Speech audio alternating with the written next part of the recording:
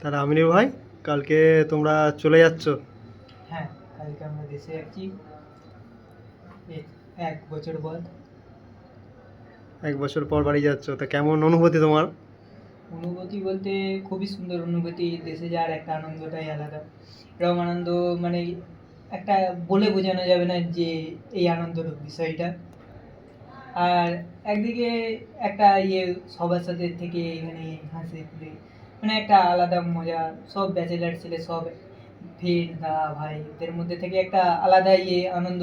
এই আনন্দটা যেমন মিস করবো পরিবারের থাকার সাথে, একটা আনন্দ আলাদা, সেই আনন্দটাও আলাদা, তেমন বিষয়। তো বাড়ি যাচ্ছ, বাড়ির জন্য তো বাবা মা তো খুবই খুশি। হ্যাঁ, সে তো প্রচণ্ড খুশি। অনেক দিন থেকে না দেশে আয় আয় আয় করছি, এবার যাচ্ছি বহুত দিন পর, তো প্রায় 1.5 বছর পর। আচ্ছা, তো বাবা মার সাথে আর কোনো স্পেশাল পার্সনও আছে নাকি যে খুবই খুশি বাবা মার মতো? স্পেশাল পার্সন বলতে কেউ নেই, শুনলাম এমনি তোমার একটা just just friend just hashtag friend। SBF আছে। এসবিএফ জাস্ট কি? ফ্রেন্ড এসবিএফ কি নাম কি তার? এই সাইনা, আমেনা, তুহিনা, রুহিনা না কি নাম? নামটা আমি চাইছি না বলতে, বা কাউকে জিজ্ঞেস করতে চাইছি না। আচ্ছা, হ্যাঁ, বাই চান্স ভাইরাল হয়ে গেলে, কোনো মডেল হয়ে গেলে তখন তোমার অসুবিধা হয়ে যাবে। না না, এমন বিষয়টা নাই, চাইছি না বলতে কাউকে।